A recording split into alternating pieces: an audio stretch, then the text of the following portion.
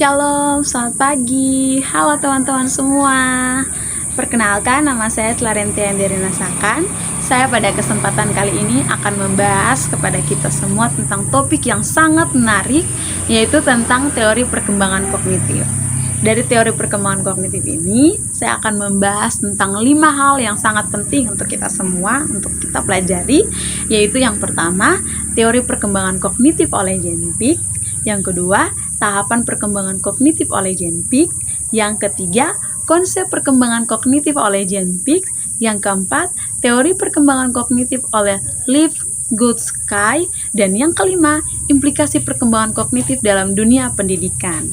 Nah, sebelum saya masuk kepada topik kita yang pertama, yaitu tentang teori perkembangan kognitif oleh Jane Pick, pertama-tama saya akan menjelaskan kepada kita semua, yaitu biografi tentang Jane Pick. Seperti apa sih biografi tentang Jane Pick?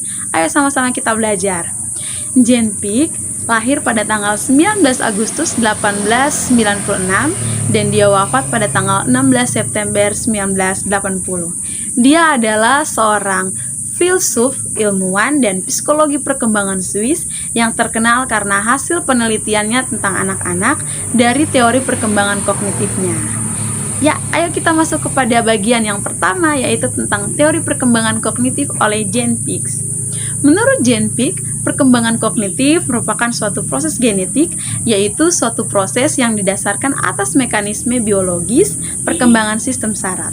Menurut Jane Pick juga, proses belajar seseorang akan mengikuti pola dan tahap-tahapan perkembangannya sesuai dengan umurnya loh teman-teman.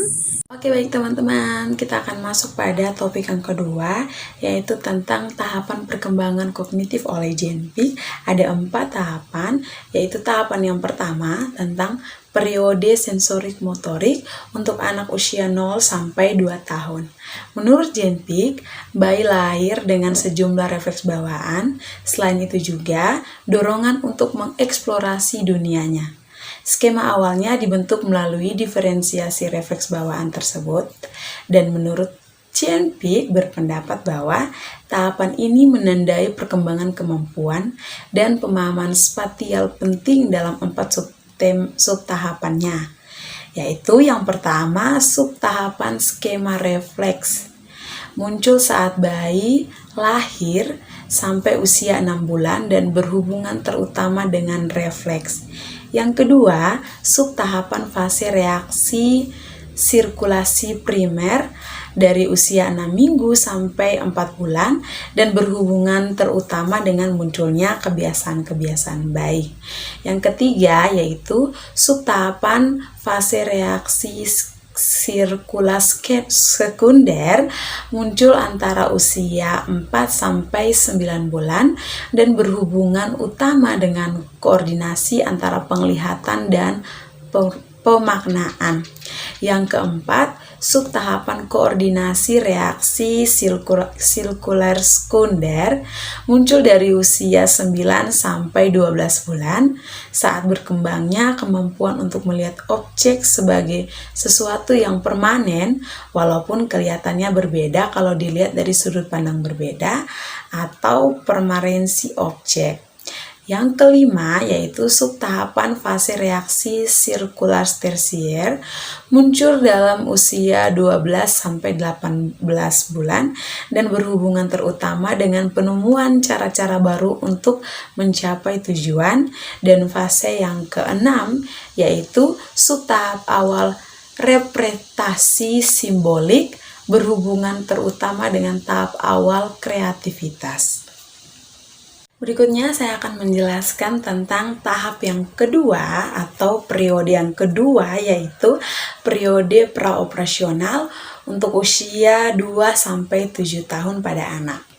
Pemikiran praoperasi dalam teori Jane Pick adalah prosedur melakukan tindakan secara mental terhadap objek-objek. Ciri dari tahap ini adalah operasi mental yang jarang dan secara logika tidak memadai. Dalam tahap ini, anak belajar menggunakan dan mempresentasikan objek dengan gambaran dan kata-kata. Pemikiran yang masih bersifat egosentrik, anak sulit untuk melihat dari sudut pandang orang lain, Anak dapat mengklasifikasi objek menggunakan satu ciri seperti mengumpulkan semua benda merah walaupun bentuknya berbeda, atau mengumpulkan semua benda bulat walaupun warnanya berbeda. Menurut Jane Piaget, tahapan ini mengikuti tahapan sensorik motorik dan muncul antara usia 2-6 tahun. Dalam tahap ini, anak mengembangkan keterampilan berbahasanya. Mereka mulai mempresentasikan benda-benda dengan kata-kata dan gambar. Bagaimanapun, mereka masih menggunakan penalaran intuitif bukan logis. Di permulaan tahap ini, mereka cenderung egosentrik, yaitu mereka tidak dapat memahami tempatnya di dunia dan bagaimana hal tersebut berhubungan satu sama lain. Mereka kesulitan memahami bagaimana perasaan dari orang di sekitarnya, tetapi seiring pendewasaan, kemampuan untuk memahami perspektif orang lain semakin baik. Anak memiliki pikiran yang sangat imajinatif di saat ini dan menganggap setiap benda yang tidak hidup pun memiliki perasaan. Oke, baik, selanjutnya saya akan menjelaskan tentang periode yang ketiga, yaitu periode personal concrete untuk anak berusia 7-11 tahun. Proses-proses penting selama periode ini adalah yang pertama, pengurutan. Pengurutan adalah kemampuan untuk mengurutkan objek menurut ukuran, bentuk, atau ciri lainnya. Contohnya, bila anak diberikan benda berbeda ukuran, mereka dapat mengurutkannya dari benda yang paling besar hingga ke benda yang paling kecil. Yang kedua, klasifikasi. Klasifikasi merupakan kemampuan untuk memberikan nama dan mengidentifikasi serangkaian benda menurut tampilannya, ukurannya, atau karakteristik lainnya, termasuk gagasan bahwa serangkaian benda-benda dapat menyertakan benda lainnya ke dalam rangkaian tersebut, dan anak tidak lagi memiliki keterbatasan logika berupa animisme atau anggapan bahwa semua benda hidup dan berperasaan. Yang ketiga yaitu tentang decentering, yaitu anak mulai mempertimbangkan beberapa aspek dari suatu permasalahan untuk bisa memecahkannya. Sebagai contoh, anak tidak akan lagi menganggap bahwa cangkir yang pendek tapi lebar memiliki isi lebih sedikit dibandingkan cangkir yang tinggi tapi ramping. Yang keempat yaitu referensibility, adalah anak mulai memahami bahwa jumlah atau benda-benda dapat diubah kemudian kembali ke keadaan awal. Untuk itu, anak dapat dengan cepat menentukan bahwa 4 tambah 4 sama dengan 8 dan 8 kurang 4 akan sama dengan 4 jumlah sebelumnya. Dan yang kelima yaitu konservasi, di mana konservasi adalah memahami bahwa kuantitas panjang atau jumlah benda-benda adalah tidak berhubungan dengan pengaturan atau tampilan dari objek atau benda-benda tersebut. Sebagai contoh, bila anak diberikan cangkir yang seukuran dan isinya sama banyak, mereka akan tahu bila air dituangkan ke gelas lain yang ukurannya berbeda, air di gelas itu akan tetap sama banyak dengan isi cangkir lain. Dan tahapan yang keempat yaitu tahapan operasional formal. Ya, tahapan ini adalah tahapan terakhir dari perkembangan kognitif dari teori Jane Piaget. Tahapan ini mulai dialami anak dalam usia 11 tahun atau pada saat masa pubertas dan seterusnya berlangsung sampai dewasa. Karakteristik tahap ini adalah diperolehnya kemampuan untuk berpikir secara abstrak, menalar secara logis, dan menarik kesimpulan dari informasi yang tersedia. Dalam tahap ini, seseorang dapat memahami hal-hal seperti cinta, bukti logis, dan nilai. Ia tidak melihat segala sesuatu hanya dalam bentuk hitam dan putih, namun ada gradasi abu-abu di antaranya. Dilihat dari faktor biologis, tahap ini muncul saat pubertas atau saat terjadi berbagai perubahan besar lainnya. Memadai masuknya ke dunia dewasa secara fisiologis, kognitif, penalaran moral, perkembangan psikoseksual, dan perkembangan sosial. Beberapa orang tidak sepenuhnya mencapai perkembangan sampai tahap ini, sehingga Ia tidak mempunyai keterampilan berpikir sebagai seorang dewasa dan tetap menggunakan penalaran dari tahap operasional konkret. Oke, baik teman-teman, kita akan membahas tentang topik selanjutnya, yaitu topik yang ketiga, yaitu tentang konsep perkembangan kognitif oleh Jane Piaget. Perkembangan kognitif dimulai dari proses-proses berpikir konkret sampai dengan hal-hal yang lebih tinggi, yaitu konsep-konsep abstrak dan logis. Jane Piaget meyakini bahwa anak secara alami memiliki ketertarikan terhadap dunia dan secara aktif mencari informasi yang dapat membantu mereka memahami dunia tersebut. Oke, baik teman-teman, kita akan masuk pada topik pembahasan kita selanjutnya, yaitu yang keempat, tentang teori perkembangan kognitif oleh Vygotsky. Tapi sebelum itu, saya akan terlebih dahulu bercerita tentang biografi Vygotsky. Vygotsky lahir pada tanggal 17 November 1896 dan wafat pada tanggal 11 Juni 1934. Dia adalah seorang psikologi asal Rusia yang dikenal atas kontribusinya dalam teori perkembangan anak.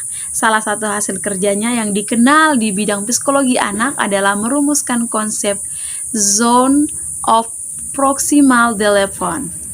Oke, kita akan masuk pada teori perkembangan kognitif oleh Vygotsky. Vygotsky berpendapat bahwa perkembangan kognitif dan bahasa pada manusia tidak berkembang dalam suatu situasi sosial yang hampa.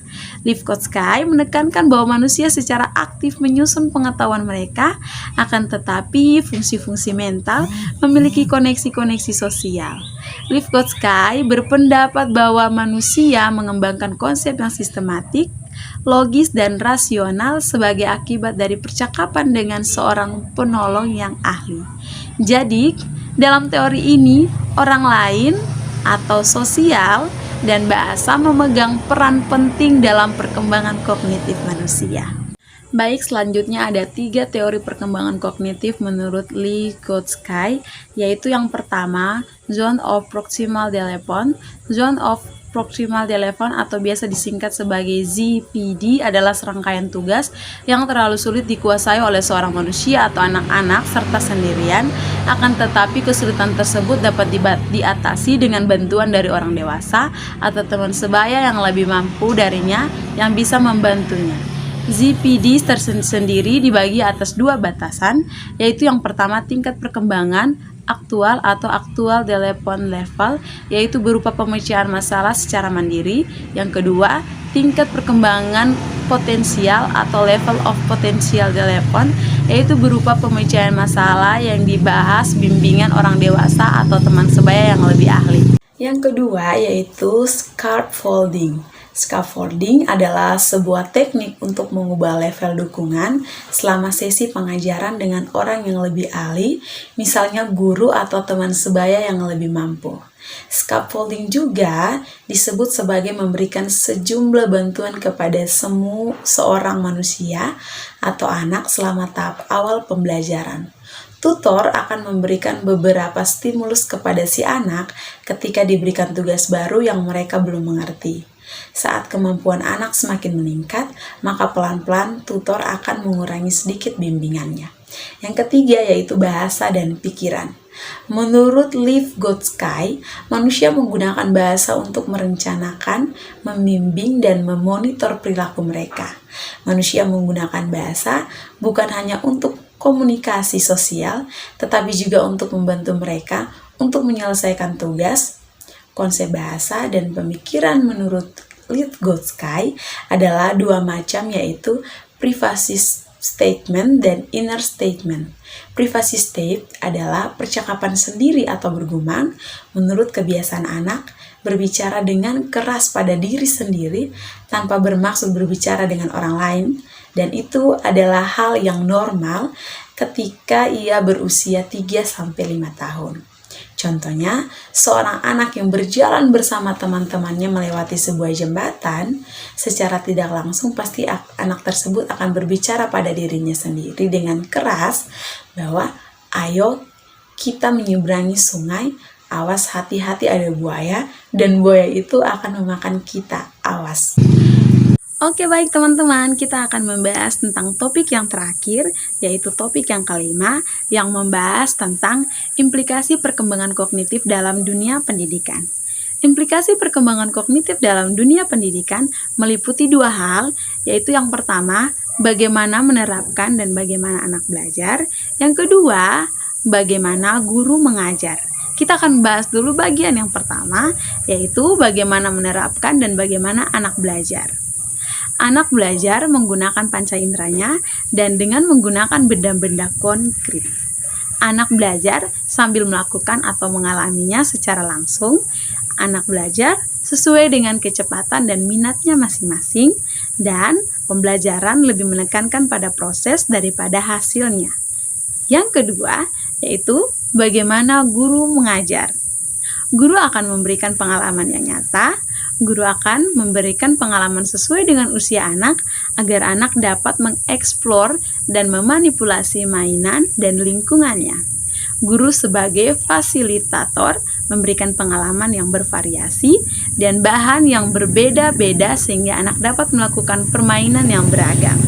Dan yang terakhir, metode yang dapat digunakan untuk pengembangan kognitif anak usia dini diantaranya adalah sebagai berikut, yaitu yang pertama, bermain, yang kedua, pemberian tugas, yang ketiga, tanya jawab, yang keempat, demokrasi, yang kelima, eksperimen, dan lain-lain sebagainya.